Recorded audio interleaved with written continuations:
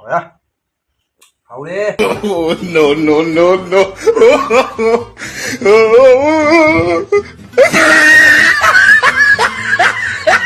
짜르게 룸도 까불래 이놈새.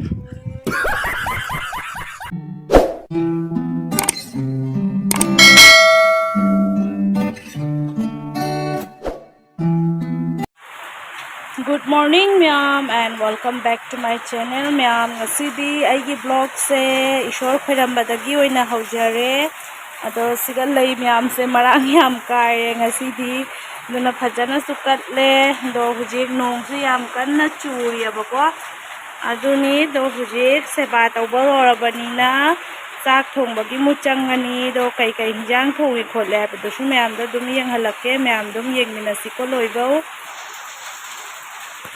Ngasi ay ni Nene pirakpa sobrido ina thongeba ko nga thaga ado mathil kasu yamna tawdre se sobri ama thongeba ko adaidi se jerum ama omelette hawrani adaidi ne sidadu metlaga dum thammeba ina se tilauga ngarangi morok tuga dugaidi si se kaino mayang baga tawraga metleba ametli ama oirani ado si tanita ma'am ngasi atay kaysu mahenba tawdre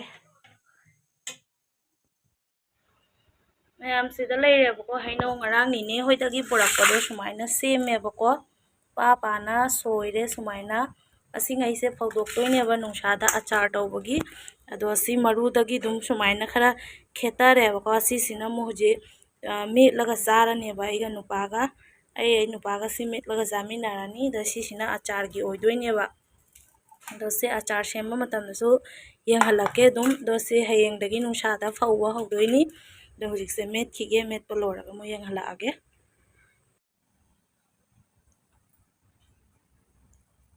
mayam se morok atekpaga thumga tawraga se met lebako do sigasu dum thum morok atekpa thammi do se chini leire sina ina chikna chage aina tawineba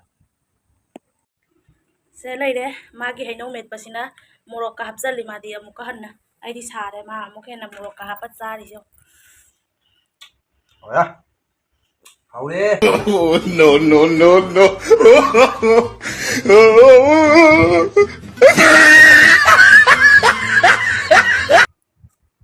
plate ro thangala chawne uhalu katanga thangalu udare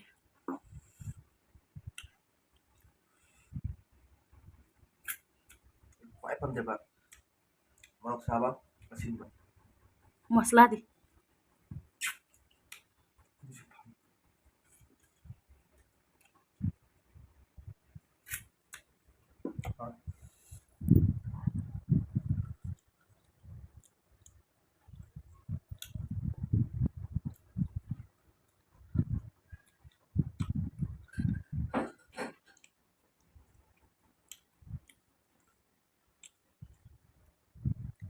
malu do chukuin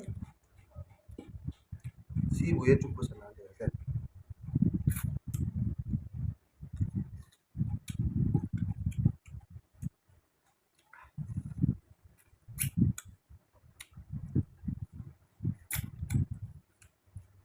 Apa? Kang meminati kang ngani. Kamai hawra mana sih cai sih. Biar gerak, ingat gerak.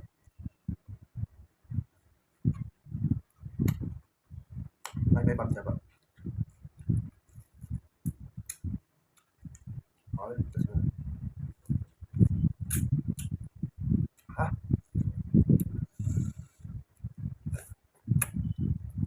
kazaro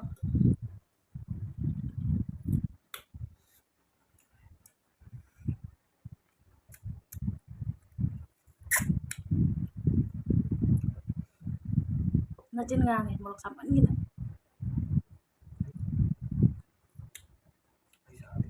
macin pura ngangi dangi Pergi. Muruk asa apa? Aku hapus deh. lipstick tay ba dain daw 짜르게 룸도 까불래 이놈새. mayam hujikne sandagi kainom chage aina siga alu thangat kharebako siga thau thangale se puska leire si puskase nupana hawraga chasi aina haidoi hujik si puska hawge tauri ado loiraga yenghalage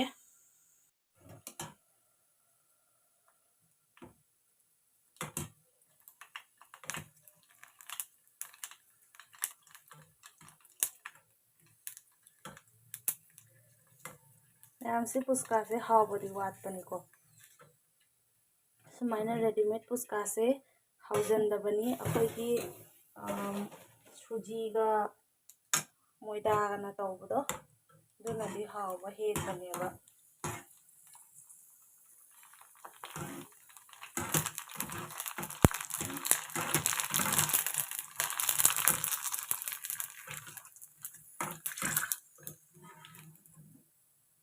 yam hawba loiraga yenghalage ko fajana khutnamna nungaitareeba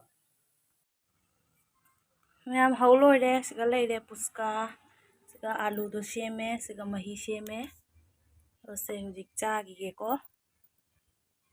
mayam sarage ko do kharadi mamme mobile pai jadre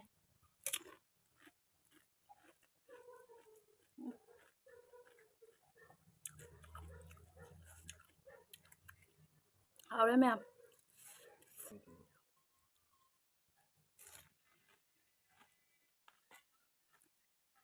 The next morning. mayam aine mayam ai kheci hawge tauri do siga ngauthongi semba loreba ko maitei kheci ni ngasidi labra kheci nate do siga sem saba lore ngauthongi adaidi sise phakpai semaga leire se jenam sonbas tawbagi degaidi se tilauga moroga tekpasigana ngauthongi do mosori na oina thongani se leire mosori jeng haptri do tap tapna jeng halake ko mayam dum loibo yengminasi se paspuronga jenamga moroga tekpaga ngaure hujisi ngauthongse sida hapjalani do yenghalage amu mayam sidai husband na se khoigi kai hai dalmut hapaga tilau adai moroga tekpa sumai tomato hapaga ne salad chu hai kai hai ge se sana ha maming di khangde but sathina hawbani mayam su try tawbiu sumaina dalmut leiro adaidi sumai tomato soiro saina tilau moroga tekpa soiraga ne sida milairaga chadoineba sathina hawbani siga ma leire sembiri kana khejiga chabagi aina do si semba loraga jenghalage ko ado siga mimisu packet ani khak pore ado sem lora yenghalage mayam si bujia asi dalmut chine bauji haptoise leire do se hujik hapani mana semdara ani ngasi tugai chatha doini doi kai haptoino sitaro leire ai camera se blur chatli ngasi kai kino maningje tai thokke amta sisina akoigi acha taw hapani doi kai sumai khada garam masala thum kesuma por loire lebu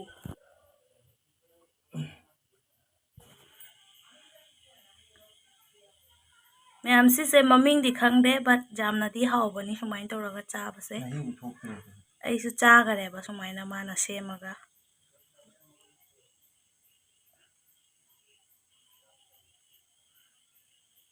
sumaina mayai do kana musai haina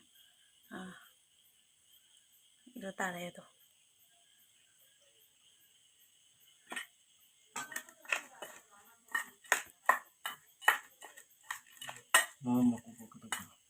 morogo pupa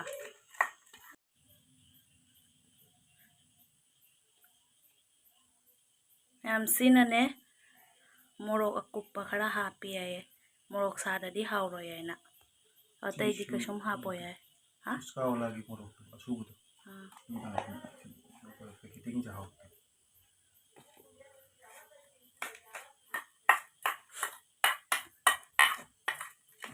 asina mayam kheci gi machi da chadoineba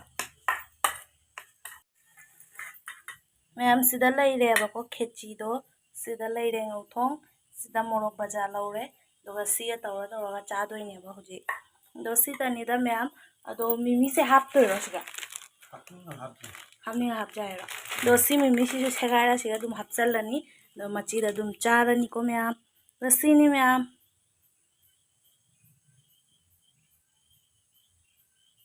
ꯍꯥꯎꯒꯗꯕ ꯃꯥꯟꯕ꯭ꯔꯥ ꯃꯌꯥꯝ ꯁꯤꯁꯦ ꯑꯗꯨꯒ ꯁꯤꯒꯤ ꯃꯃꯤꯡ ꯈꯪꯉꯗꯤ ꯑꯝꯇꯪ ꯍꯥꯏꯕꯤꯔꯛꯑꯣ ꯑꯩꯗꯤ ꯃꯃꯤꯡ ꯈꯪꯗꯦꯕ ꯆꯥꯎ ꯆꯦꯡꯒꯦ ꯑꯃꯈꯛ ꯍꯥꯎꯕ꯭ꯔꯥ ꯍꯥꯏꯔꯣ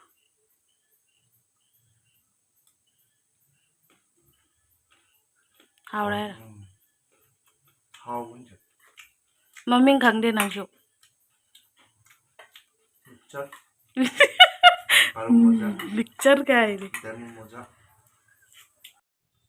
ꯃꯌꯥꯝ ꯎꯁꯣꯏ ꯏꯔꯣꯟꯒꯦ ꯍꯥꯏꯅ ꯇꯧꯔꯤ ꯑꯗꯨꯒ ꯁꯤꯒ ꯇꯣꯉꯥ ꯂꯧꯔꯦ ꯑꯗꯩ ꯃꯣꯔꯣꯛ ꯃꯁꯤꯡꯒ ꯑꯗꯨꯒ ꯑꯩꯗꯤ ꯃꯅꯝ ꯅꯨꯡꯁꯤꯕ ꯃꯣꯔꯣꯛꯇꯣ ꯑꯗꯨꯒ ꯁꯤꯅ ꯎꯁꯣꯏꯒ ꯊꯩꯕꯣꯡ ꯃꯔꯨꯒꯁꯦ ꯀꯥꯝꯃꯒ ꯊꯝꯃꯦ ꯑꯗꯨꯒ ꯁꯤꯁꯤꯅ ꯃꯅꯥ ꯃꯁꯤꯡ ꯀꯩꯀꯥ ꯁꯦꯝꯃꯒ ꯊꯝꯃꯦ ꯑꯗꯣ ꯍꯧꯖꯤꯛ ꯏꯔꯣꯟꯕ ꯂꯣꯏꯔꯒ ꯑꯃꯨꯛ ꯌꯦꯡꯍꯜꯂꯛꯑꯒꯦ ꯃꯌꯥꯝ ꯍꯧꯖꯤꯛ ꯆꯥꯛ ꯊꯤꯕ ꯂꯣꯏꯔꯦ ꯁꯤꯗ ꯂꯩꯔꯦ ꯆꯥꯛ ꯑꯩꯒꯤ ꯁꯤꯗ ꯂꯦꯕꯨ ꯂꯧꯔꯦ ꯁꯤꯒ ꯄꯥꯄꯔ ꯈꯔ ꯍꯧꯔꯦ ꯑꯗꯨꯒ ꯑꯩ ꯁꯤꯒ ꯂꯩꯔꯦꯕꯀꯣ ꯎꯁꯣꯏꯒ ꯊꯩꯕꯣꯡ ꯃꯔꯨꯒ ꯏꯔꯣꯝꯕꯗꯣ ꯑꯗꯩ ꯍꯋꯥꯏ ꯃꯨꯁꯣꯔꯤ ꯑꯃ ꯊꯣꯡꯉꯦ ꯁꯤ ꯖꯦꯟꯗꯦꯝ ꯍꯥꯞꯄꯒ ꯁꯨꯃꯥꯏꯅ ꯊꯣꯡꯉꯦꯕꯀꯣ ꯑꯗꯣ ꯁꯦ ꯑꯩ ꯁꯔꯨꯛ ꯂꯣꯏꯔꯦ ꯁꯣꯝꯗ ꯑꯩꯈꯣꯏ ꯅꯨꯄꯥ ꯆꯥꯈꯠꯈꯔꯦ ꯑꯗꯣ ꯑꯩꯁꯨ ꯍꯧꯖꯤꯛ ꯆꯥꯈꯤꯒꯦꯀꯣ ꯃꯌꯥꯝ